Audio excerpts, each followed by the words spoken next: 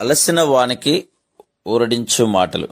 సహోదరుడు భక్తి సింగ్ గారి పరిచర్య నుండి సేకరించిన అనుదిన ధ్యానములు. మార్చి 30. వాని పని ఎట్టిదో దానిని అగ్నియే పరీక్షించును. 1 కొరింథీ 3:13. మన పని పరీక్షించబడును. దేవుని సేవకులంగా మనము ఆత్మలో ఎట్లు ప్రయాసపడవలనో ఎరిగి ఉండవలను. మనము శరీరానుసారంగా చేసినదంతయు కాల్చివేయబడును. మన మహిమ కొరకు చేసినదంతయు కాల్చివేయబడును. మనం ఏమి చేసినను అది లేఖనానుసారంగా కానియలా కాల్చివేయబడును. అందుచేతనే అపోస్తలుడైన పౌలు 1 కొరింథీ 3:12-13 ఈ విధంగా నొక్కి చెప్పుచున్నాడు. ఎవడైనను ఈ పునాది మీద బంగారము, వెండి, వెలగల రాళ్ళు, కర్ర, గడ్డి, కొయ్యకాలు మొదలైన వాటితో కట్టినేలా వాని పని కనబడును. ఆ దినము దానిని తేటపరచును. అది అగ్ని చేత బయలుపరచబడును. మరియు వాని పని ఎట్టిదో దానిని అగ్నియే పరీక్షించును. ఎబ్రీలకు రాసిన పత్రిక 12:27-28 కూడా అదే తలంపు కనబడుతుంది.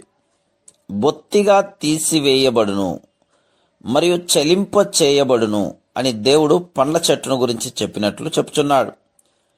దేవుడు ప్రతిదానిని చలింపజేయును.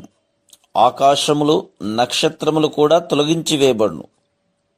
ఆయన ఎందుచేత ఆకాశములను కదిలించవలను, చలింపజేయవలను?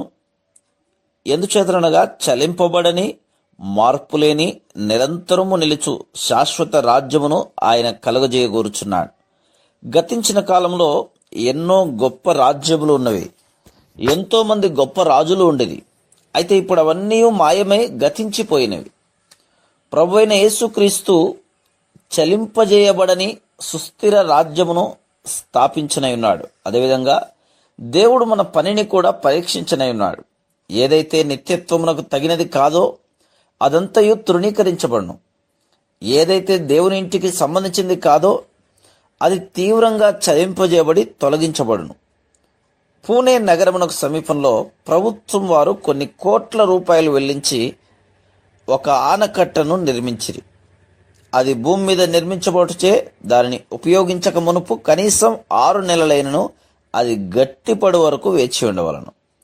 నిర్ణయించబడిన సమయం కాకమునిపే అది బలముగా గట్టిగానున్నదన్న అభిప్రాయంతో నీటిపారుదల కొరకు దానిని ఉపయోగించుటకు ఆరంభించిరి. అది ఇంజనీర్ యొక్క పొరపాటు. 1962 వర్షములు ఆరంభమైనప్పుడు ఆ ఆనకట్టకు ఒకవైపున చిన్న పగులు ఉండుట గమనించిరి. అది సామాన్యమైన పగులు కాదు. బుద్ధిహీనముగా రాత్రంతయు ఇనుప రేకులతో, సిమెంట్ బస్తాలతో దానిని ఆపుటకు ప్రయత్నించిరి. కానీ ఆ పగులు ఇంకనూ పెద్దదైంది. జూలై 12 మధ్యాహ్న సమయమున పనివారు టీ త్రాగుటకు వెళ్లిన సమయంలో ఆ ఆనకట్ట కుప్పకూలెను. ఒక్కసారి ఊహించండి. 30 అడుగుల ఎత్తైన గోడ లోపల నీరు గంటకు 47 మైళ్ళ వేగంతో ప్రవహించుచుండెను. బరువైన రాతి స్తంభములు గడ్డి వలె కొట్టుకొని పోయినవి. ఆ పెద్ద వరదలో ఎంతమంది మరణించిరో, ఎంతమంది కొట్టుకొని పోయిరో తెలియదు. ఇది కేవలం కొంతమంది ఇంజనీర్ల నిర్లక్ష్యము, అశ్రద్ధ వలనే జరిగింది. దేవుని సేవకులు తప్పిపోయిన దేవుని పనికి నష్టం కలుగును. కనుక ఆ ఫలితము చాలా తీవ్రమైనదిగా ఉండును. అందుచేతనే దేవుడు నీవెట్లు కట్టుచున్నావో జాగ్రత్త వహించుము అని ఆయన వాక్యములో హెచ్చరించుచున్నాడు. మనం రక్షించబడిన ఆత్మల విషయమై బాధ్యత వహించకుండా కేవలం సువార్త చెప్పుకొనుచూ పోలేం. చాలామంది హెచ్చరిక యొక్క పూర్తి అర్థమును గ్రహించలేరు. దేవుని వాక్యమును బోధించు ప్రసంగికులు, బోధకులు అర్థం చేసుకొని హెచ్చరిక తీసుకొని వెళ్ళను. మనం దేనికైనా సిద్ధంగా ఉండవలను. ప్రకటన గ్రంథం 12:12 అపవాది తనకు సమయం కొంచెమేనని తెలుసుకొని బహుక్రోధము గలవాడే మీదకు దిగివచ్చియున్నాడు అని లేఖనములు మనల్ని హెచ్చరించున్నాయి. ఆయన పని నిర్మించబోటగా దేవుని ప్రణాళికను ఎరిగినట్లో మనం ఎంత జాగ్రత్త వహించవలను కదా. Praise the lord.